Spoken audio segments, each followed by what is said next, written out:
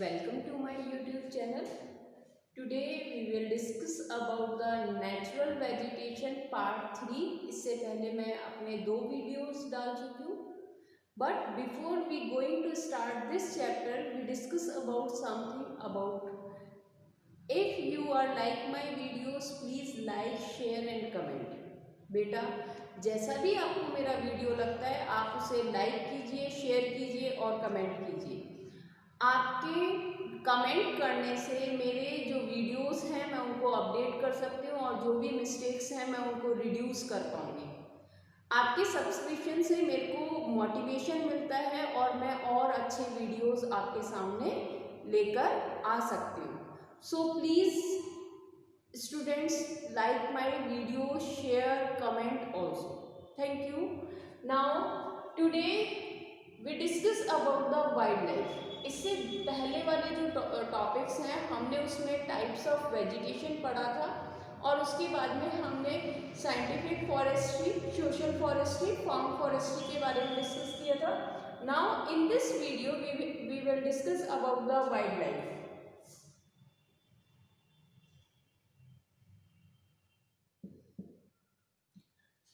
आप सब लोग जू या कहीं भी सराउंडिंग गए होंगे और वहाँ पर आपने बहुत सारे वाइल्ड एनिमल्स देखे होंगे. सबने लाइन देखा होगा, सबने पिक्चर्स में देखा होगा, मूवीज़ में देखा होगा, आपके मोबाइल फ़ोन के अंदर देखा होगा कि वाइल्ड लाइफ कैसे होते हैं, वाइल्ड एनिमल्स कैसे होते हैं.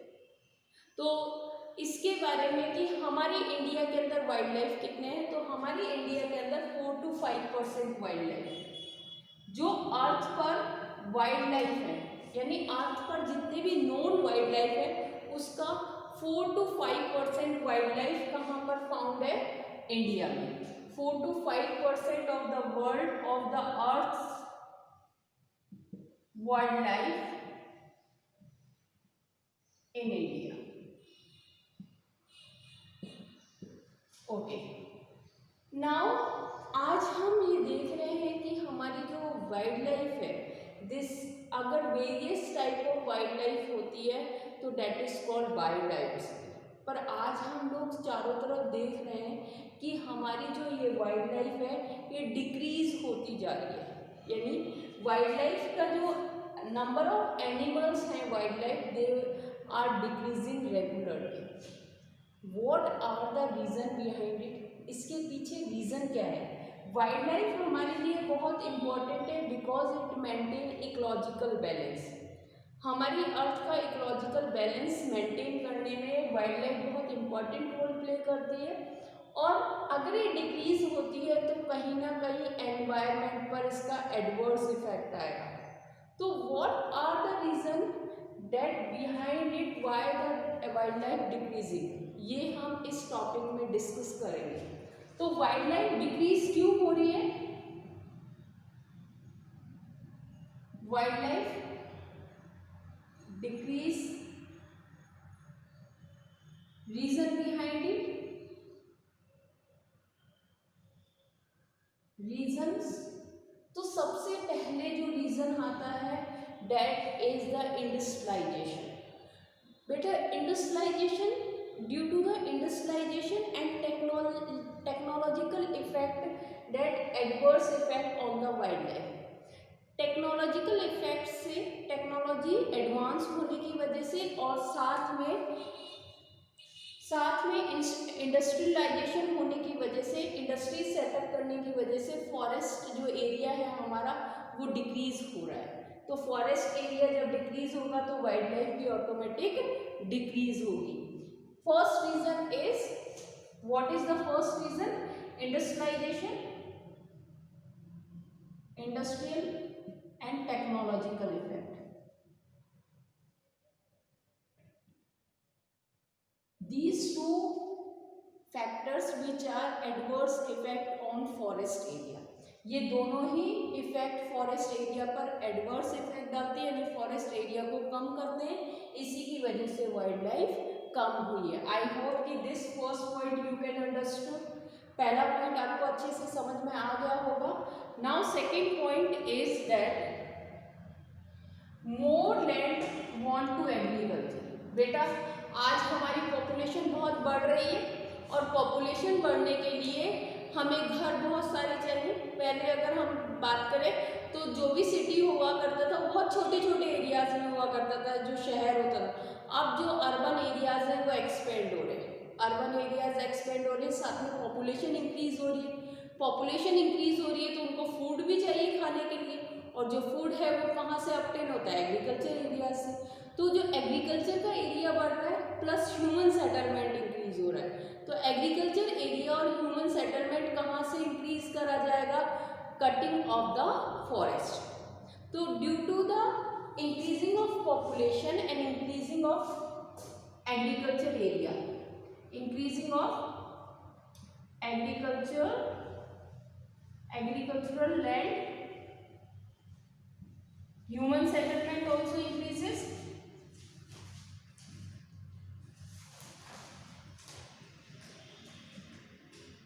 Mining also increases. These are affected and these are important factors which are cutting the forest. इसी की वजह से हमारे फॉरेस्ट एरिया डिक्रीज हो रहे हैं, और जब फॉरेस्ट एरिया डिक्रीज होंगे तो वाइल्ड लाइफ भी डिक्रीज होगी। This is the second point. I hope this thing you can understand, ये आपको समझ में आ गया होगा। Now next point is third point, in search of, देखो बेटा, इन द रूरल एरियाज, आपने गाँव में देखा होगा तो गांव के एरिया के अंदर आसपास के लोग जो वहाँ के रहने वाले हैं वो आसपास के जंगल में से फोडर कलेक्ट करके लेकर आते हैं, चारा कलेक्ट करके लेकर आते हैं, और लकड़ी जलाने के लिए कलेक्ट करके लेकर आते हैं, यानी फ्यूल वुड। तो थर्ड पॉइंट है हमारा fuel wood and fodder, search of fodder and fuel wood. इन दोनों की वजह से ही फोडर और फ्यूल वुड की वजह से जो स्मॉल टिम्बर्स हैं वहाँ के लोकल पीपल उन्हें कट कर लेते हैं और वहाँ पर फॉरेस्ट क्रिएट नहीं हो पाता है, और फॉरेस्ट क्रिएट नहीं हो पाता है तो वहाँ पर वाइल्ड लाइफ भी नहीं रह पाती है। इसीलिए जो थर्ड फैक्टर है हमारे यहाँ के वाइल्ड लाइफ को डिक्रीज करने का adverse effect, that is the search of fodder and fuel wood. Fourth point is the hunting is a sport. लोग शौक के तौर पर हंटिंग करते हैं, और हंटिंग शौक के तौर पर करते हैं, और जब वो जंगल के अंदर जाते हैं और जब वो हंटिंग करते हैं तो एक मान लीजिए एक टाइगर को मारना है और टाइगर की जगह निशाना किसी और एनिमल पर लग जाए, तो ऐसे कर एक टाइगर को मारने के चक्कर में वो 100 अदर एनिमल्स को भी किल कर देते हैं। तो this is the other important factor कि hunting is other responsible factor which are decreasing the wild life.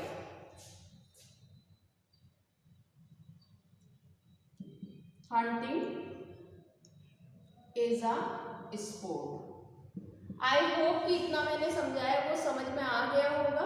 मैं वापस से रिपीट कर रही हूँ, industries and technological factors, industries और टेक्नोलॉजिकल फैक्टर से क्या होता है? इंडस्ट्रीज और टेक्नोलॉजिकल फैक्टर से फॉरेस्ट एरिया डिक्रीज हो जाता है। एग्रीकल्चर पॉपुलेशन इंक्रीज हो रही है तो एग्रीकल्चर लैंड इंक्रीज हुई है। एग्रीकल्चर लैंड कहाँ से इंक्रीज करा गया? फॉरेस्ट एरिया से। ह्यूमन सेटलमेंट इंक्रीज हुआ, माइनिंग इंक्रीज हुई, और इसके अलावा search of fodder and the third point is search of fodder and fuel would, यानी वहाँ के जो गांव के आसपास के लोकल पीपल है वो फॉरेस्ट एरिया को किसमें जो स्मॉल टिम्बर्स है उनको काट के लेकर आ जाते हैं लकड़ी को, और वो अपने फ्यूल वुड में यूज कर देते हैं। तो जंगल खत्म हो रहा है लकड़ी काटने से। साथ में hunting is another factor which are responsible for decreasing wildlife. And last point is that the forest fire, यानी फॉरेस्ट जो फायर है, जंगल में कभी कभी आग लग जाती है और उस आग इतनी भयंकर आग लगती है कि वहाँ का आधा जंगल खाली जल जाता है और साथ में जो वहाँ पर हजारों की तादाद पर जो एनिमल्स रहते हैं, जो जंगली जानवर रहते हैं, वो भी खत्म हो जाते हैं। तो these are the important factors which are responsible for the wild life decreasing. These are very important बेटा, ये बहुत इंपॉर्टेंट है, ये लास्ट प्रीवियस ईयर के बोर्ड एग्जाम्स में भी आया हुआ है। तो so please learn these 5 points carefully. ये 5 पॉइंट आपको अच्छे से लर्न करने। I hope this you can understand. आपको मेरी राइटिंग समझ में आ रही होगी, आपको दिख रहा होगा। अगर आपको राइटिंग समझ में नहीं आती है, आपको अगर राइटिंग में अल्फाबेट छोटे नजर आते हैं, तो प्लीज कमेंट ऑन इट। आपको इस पर कमेंट करना है, जिससे मैं मेरी राइटिंग और मेरा बोर्ड प्रेजेंटेशन इंप्रूव कर सकूं।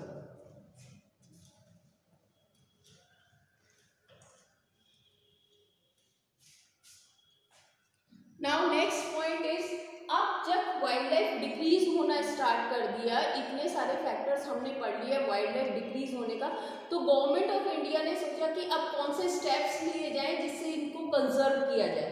तो नेक्स्ट टॉपिक हम पढ़ेंगे wild life conservation. Next topic is wild life conservation, कि हमने इंडिया में वाइल्ड लाइफ कंजर्वेशन या वाइल्ड लाइफ को प्रोटेक्ट करने के लिए क्या किया। तो इंडिया के अंदर हमने वाइल्ड लाइफ को प्रोटेक्ट करने के लिए सबसे पहले एक्ट बनाया, यानी लॉ बनाया, कानून बनाया। और वो लॉ कब बनाया? 1972 के अंदर। 1972 के अंदर हमने वाइल्ड लाइफ लॉ बनाया। तो वाइल्ड लाइफ एक्ट बनाया। वाइल्ड लाइफ एक्ट कब बना? 1972 के अंदर, जिसे 1973 के अंदर इम्प्लीमेंट किया गया। 1972 के अंदर जब लॉ बनाया, तो हमने उसके अंदर जो एनिमल्स थे, वाइल्ड लाइफ थी, उनको प्रोटेक्ट करने के लिए, प्रोटेक्शन एंड कंजर्वेशन के लिए बनाया। इसके 2 मेन ऑब्जेक्टिव्स थे। इस एक्ट के जो ऑब्जेक्टिव्स थे, दे आर 2 मेन ऑब्जेक्टिव्स।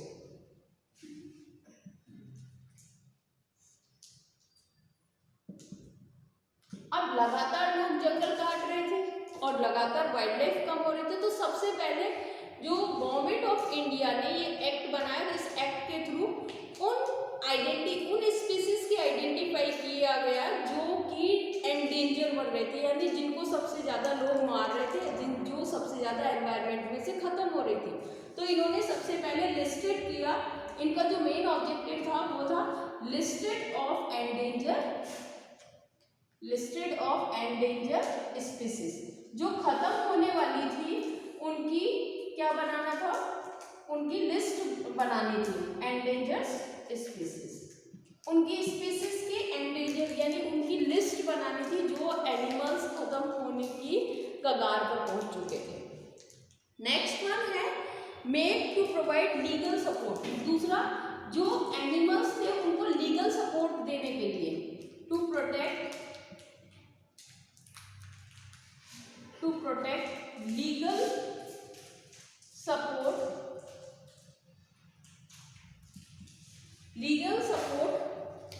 ये पेन अच्छे से नहीं चल रहा, मार्कर। आई होप कि शायद तुम्हें दिख नहीं रहा होगा सब अच्छे से। Legal support to conservation, to conserve area, to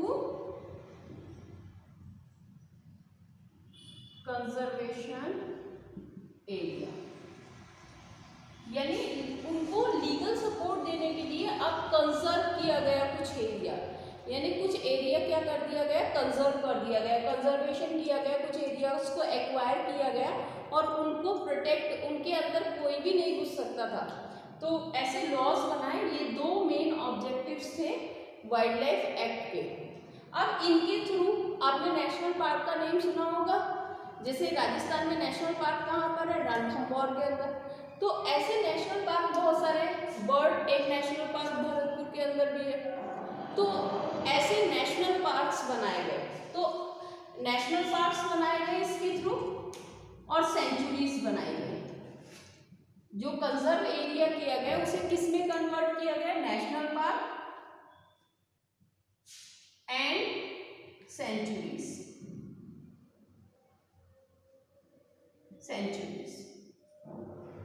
okay, I hope this thing you can understand, ये समझ में आ गया होगा आपको।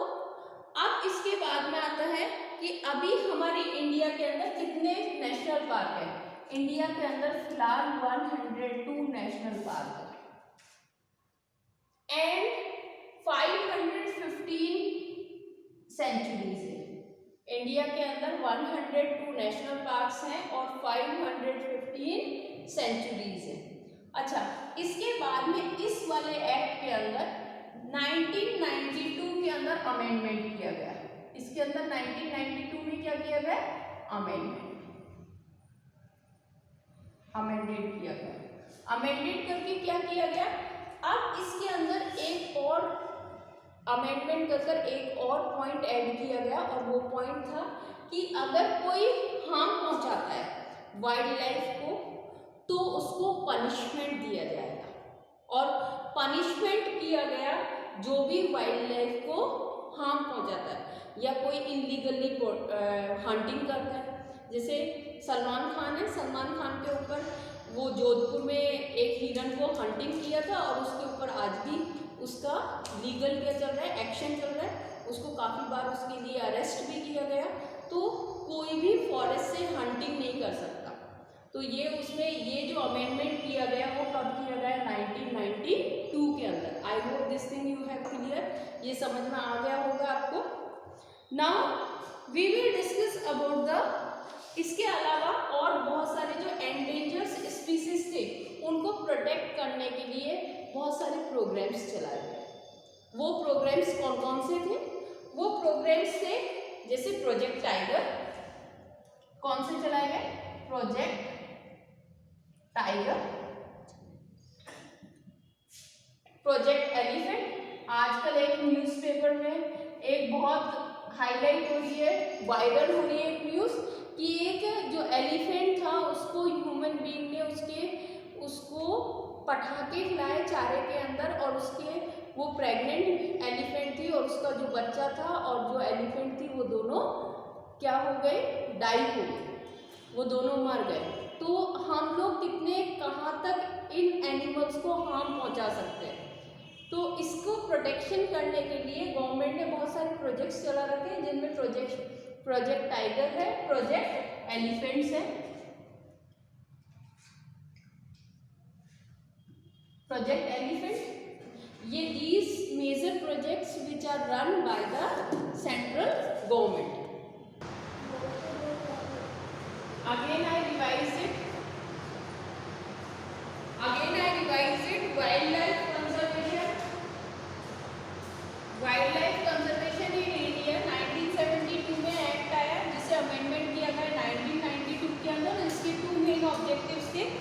फर्स्ट था listed of endangered species and to protect the legal support to conservation area, यानी एंडेंजर्ड स्पीसीज जो हो गई थी, जो खत्म होने वाली थी, उनको लिस्ट बनाना कि उनमें कौन कौन सी एंडेंजर्ड स्पीसीज है और साथ में जो वाइल्ड लाइफ है उसके लिए एरिया प्रोटेक्ट करना, कंजर्व करना। और उसके लिए कंजर्वेशन के लिए जो एरिया प्रोटेक्ट किया उसमें नेशनल पार्क बनाए गए, सेंचुरीज बनाए गए। इंडिया में according to your book, NCERT book के अकॉर्डिंग 102 नेशनल पार्क्स हैं। 102 नेशनल पार्क है और सेंचुरीज हैं 515, यानी 515 सेंचुरीज हैं और 102 नेशनल पार्क्स हैं। After it we will discuss about the, अच्छा इसके अलावा कुछ प्रोजेक्ट्स भी चलाए गए जैसे project tiger, project rhino and कुछ और प्रोजेक्ट्स थे जैसे project tiger, project rhino and crocodile project. These are important project जो कुछ फेमस थे। प्रोजेक्ट टाइगर,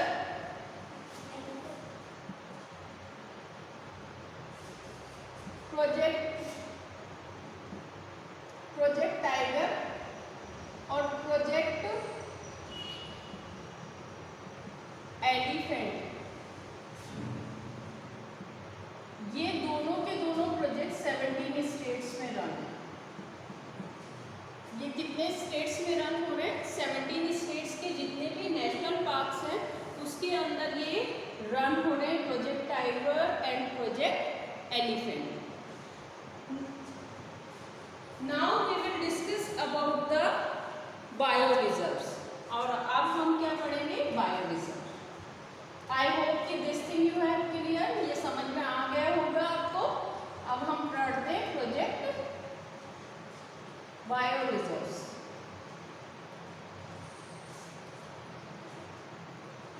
बायो रिजर्व्स क्या होते हैं बेटा? Biosphere reserves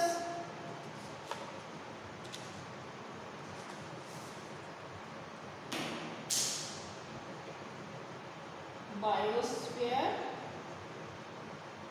reserves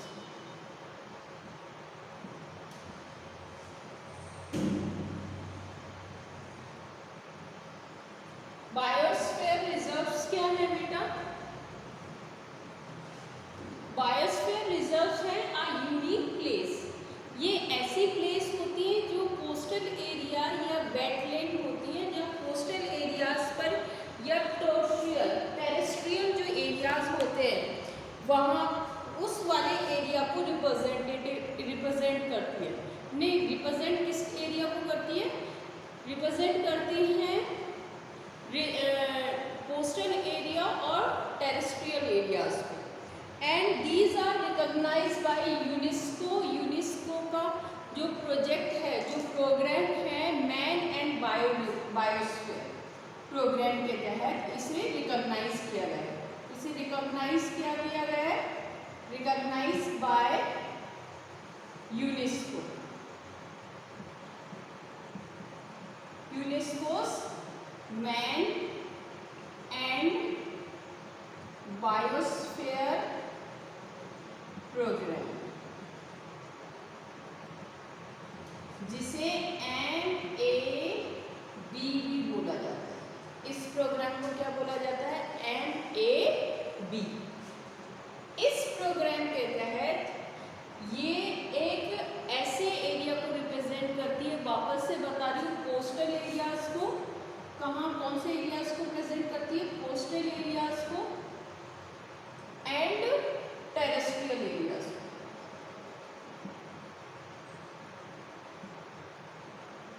terrestrial areas कौन से एरियाज को रिप्रेजेंट करती है?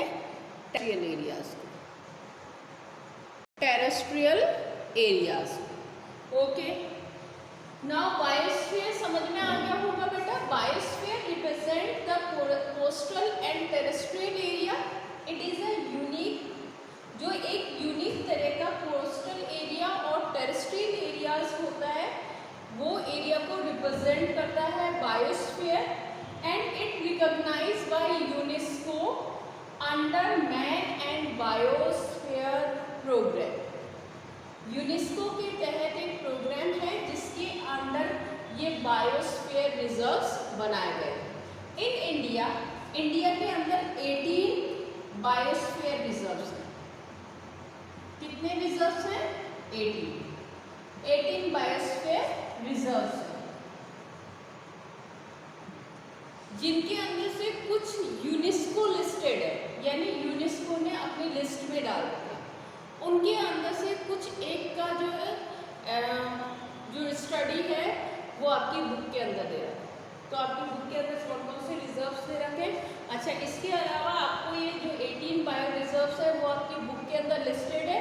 You have to read it. उनमें से जो इम्पोर्टेंट है वो है Nilgiri, Nanda Devi, Manas, gulf of Mannar, great Nicobar, Simlipal. These are the Amarkantak. These are the famous bio reserves. Okay. Now next one is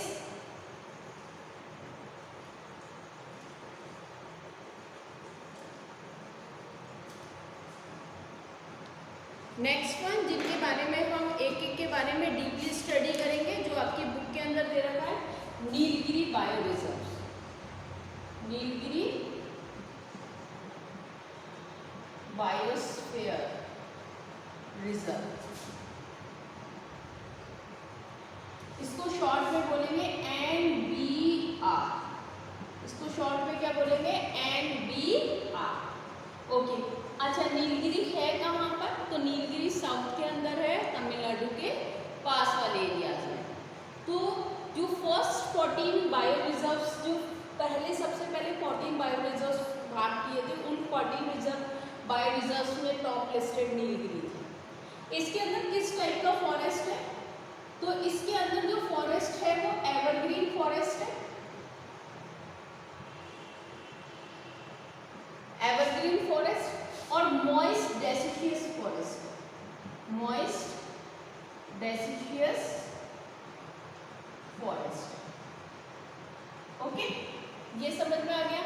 इसमें किस टाइप का फॉरेस्ट, अच्छा यहाँ पर जो एनिमल्स हैं वो कौन कौन से हैं, जो एंडेंजर्ड लिस्टेड है, जो एंडेंजर्स हैं वो कौन कौन से एनिमल्स हैं यहाँ पर। अच्छा, यहाँ साइलेंट वैली है वो भी इसी के अंदर है, और कुछ एक डिस्ट्रिक्ट जो तमिलनाडु के हैं वो इसके अंदर है, जैसे मुंडुमलाई ये डिस्ट्रिक्ट यहाँ पर है, और इसका जो अपर नीलगिरी प्लेटू है वो है, साइलेंट वैलीज हैं, ठीक है। इसके अलावा जो यहाँ पर एनिमल्स हैं वो हैं, जो इम्पोर्टेंट एनिमल्स हैं, एलिफेंट, टाइगर, और जो नीलगिरी जो एंडेंजर्स स्पीसीज के अंदर है नीलगिरी टहर, कौन सा है, नीलगिरी टहर। इसके अलावा एलिफेंट है, इसमें एलिफेंट है, टाइगर है, और कुछ और स्पीसीज इसके अंदर, इंपॉर्टेंट स्पीसीज इसके अंदर एनिमल्स की हैं।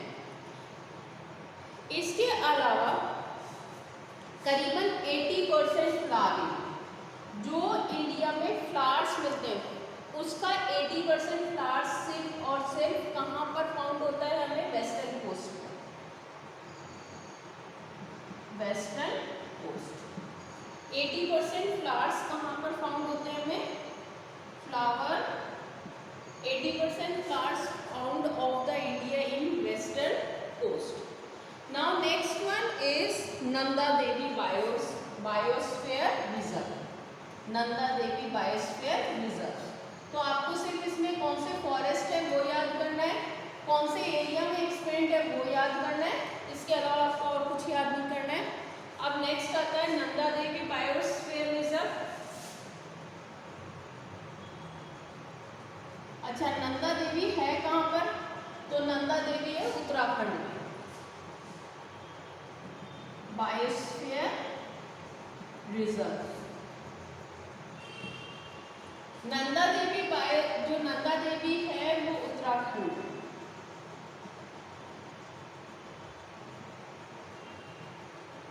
ठीक है। यहाँ पर कौन से फॉरेस्ट मिलता है, तो यहाँ पर जो फॉरेस्ट मिलते हैं वो मिलते हैं evergreen forest,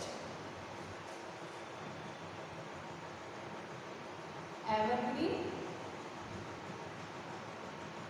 and temperate forest.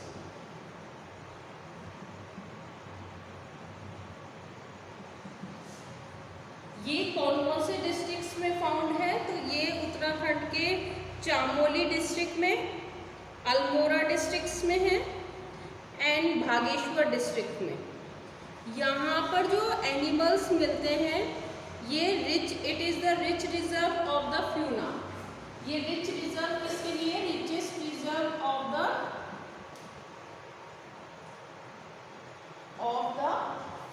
Fauna, fauna के लिए।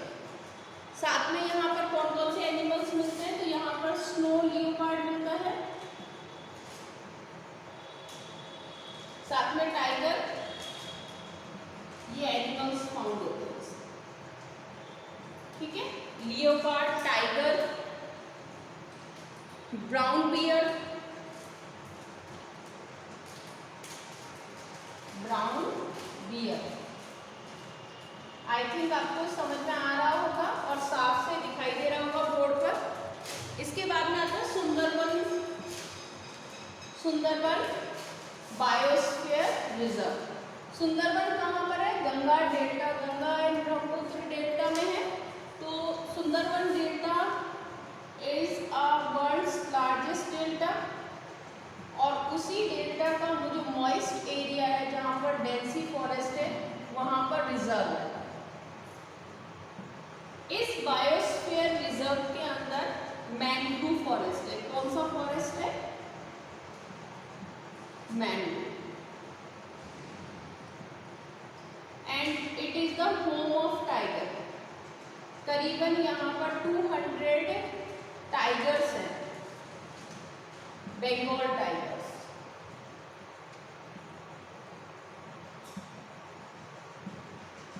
बंगाल टाइगर्स है और it is the home of Bengal tigers. ये जो सुंदरबन डेल्टा है, यहाँ हम सिर्फ वेस्ट बंगाल वाले पार्ट की बात करें, ठीक है। तो हमें ये पता होना चाहिए कहाँ पर है, गंगा डेल्टा है, गंगा के पास में गंगा डेल्टा। फॉरेस्ट कौन सा है, मैंग्रोव फॉरेस्ट है। और कितने टाइगर्स रहते हैं, करीबन 200 टाइगर्स रहते हैं इसमें। Bengal tiger, it is the home of Bengal tiger और वर्ल्ड की रिचेस्ट बायोडाइवर्सिटी है यहाँ पर। Okay, now next one is gulf of Mannar. Gulf of Mannar कहाँ पर है, गुल्फ ऑफ मन्नार। देखो बेटा, गुल्फ ऑफ मन्नार कहाँ पर है, ये इंडिया का लास्ट वाला पार्ट है और यहाँ पर श्रीलंका है। श्रीलंका और इसके बीच में यहाँ पर जो आइलैंड है, कन्याकुमारी के लास्ट आइलैंड रामेश्वरम के पास में यहाँ आइलैंड है और उसको हम बोला जाता है Gulf of Mannar forest. Gulf of Mannar forest के अंदर भी सेम ट्रीज मिलते हैं। फॉरेस्ट कैसा मिलता है, मैंग्रोव। कैसे फॉरेस्ट ट्रीज है, मैंग्रोव फॉरेस्ट ट्रीज है। और यहाँ पर एनिमल्स कौन कौन से मिलते हैं, ये करीबन 21 आइलैंड्स पर फैला हुआ है। कितने आइलैंड्स हैं इसमें, 21 आइलैंड्स। कितने आइलैंड्स हैं यहाँ पर, 21 आइलैंड्स। ओके, 21 आइलैंड्स पर है और यहाँ पर सी ग्रासेस हैं बहुत सारी एंड 3600 प्लांट्स हैं यहाँ पर। कितने टाइप्स की वेराइटीज हैं प्लांट्स की, 3600 प्लांट्स की स्पीसीज मिलती है यहाँ पर। और ये एक वर्ल्ड का रिचेस्ट बायोडाइवर्सिटी प्लेस है वर्ल्ड के अंदर।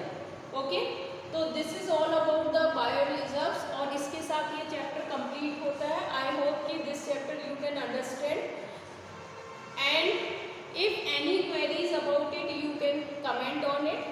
आप इस पर कमेंट कर सकते हैं और जो भी आपको नहीं समझ में आता है या कहीं भी आपको कोई कमी लगती है तो आप प्लीज़ इसे कमेंट सेक्शन में मेरे को बताइएगा, जिससे मैं मेरी वीडियोस अपडेट कर सकूँ। Thank you, have a nice day. इसी के साथ ये चैप्टर कंप्लीट होता है।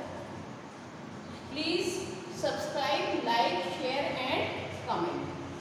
Thank you, have a nice day.